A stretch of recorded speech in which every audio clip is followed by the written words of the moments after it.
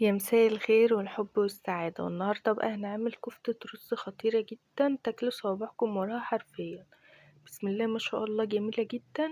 وعملناها قبل كده في فيديو مع بعض وفرزناها، والنهاردة هنسويها وهنعرفكم ازاي طريقة التسوية، وازاي الكفتة ما تتهريش منكم وتطلع الصباع بصباعه كده زي ما انتوا شايفين. معنا حلة فيها شوية من الزيت، هنبدأ نقطع فيها البصلاية الصغيرة دي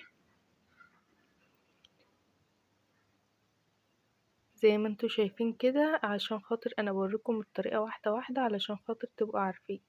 البصلة دي بقى انتي براحتك خالص، ممكن تضربوها في الكبة، ممكن تقطعها كبير تقطعها صغير، مفيش اي مشكلة. لكن الحجم الوسط ده بيبقى ممتاز جدا، لان لما بتضربوها في الكبة بتنزل كل المية بتاعتها او بتنزل العصارة اللي فيها يعني، فبتكون مش افضل حاجة خالص. زي ما انتوا شايفين كده هنخلص كمية البصل كله. قطعنا كل كمية البصل وهنبدأ نقلبه كده علشان خاطر يتحمر او ياخد تشويحة كده. بسم الله ما شاء الله، شايفين؟ روعة جدا يعني، حاجة جميلة. شوفوا يعني اهو يدوب بدأ يصفر. وطبعا البصل، عايزة اقول لكم معلومة عن البصل، ان البصل الابيض الاحمر ما بيكونش بيرفكت اوي في الطبيخ، فانتوا لو في بصل ابيض موجود ياريت تستعملوه احسن من البصل الاحمر. وكده بدأت احط البهارات، نفس البهارات اللي احنا حاطينها في الكفتة، بس ملح فلفل اسود وكزبرة وكمون. ده كل اللي انا استعملته. وضربت كوز طماطم كده او نص كوز طماطم وحطيته على البصلايه دي بعد ما اتكرملت خلاص وخدت اللون الجميل. هنغطي عليها بقى ونسيبها تعيش حياتها. وبعد كده ما بدأت تغلي او بدأت ان هي تتسبك شويه، غطينا عليها اهو زي ما انتوا شايفين كده. بسم الله ما شاء الله، الطماطم طابت والبصل طاب وبقى بيرفكت جدا. هنبدأ بقى نزوده مية علشان خاطر نحط فيه الكفتة او كده، عشان المية طبعا عشان تسوي الكفتة، لانها زي ما احنا عارفين ده رز وبيمتص كمية المية.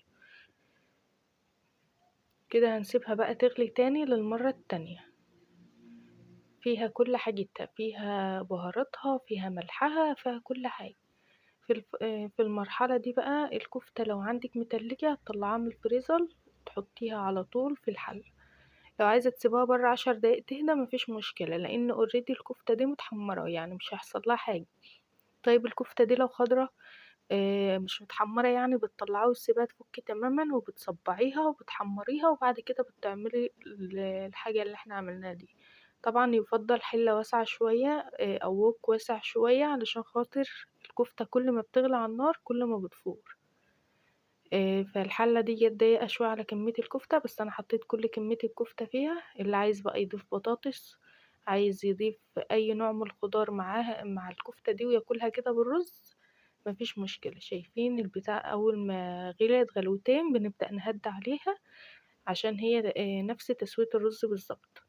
اول ما بتغلي غلوتين بنبدأ نهد عليها كده. بسم الله ما شاء الله، ونغرف بقى في الاطباق كده. اللهم بارك، الطعم تحفة.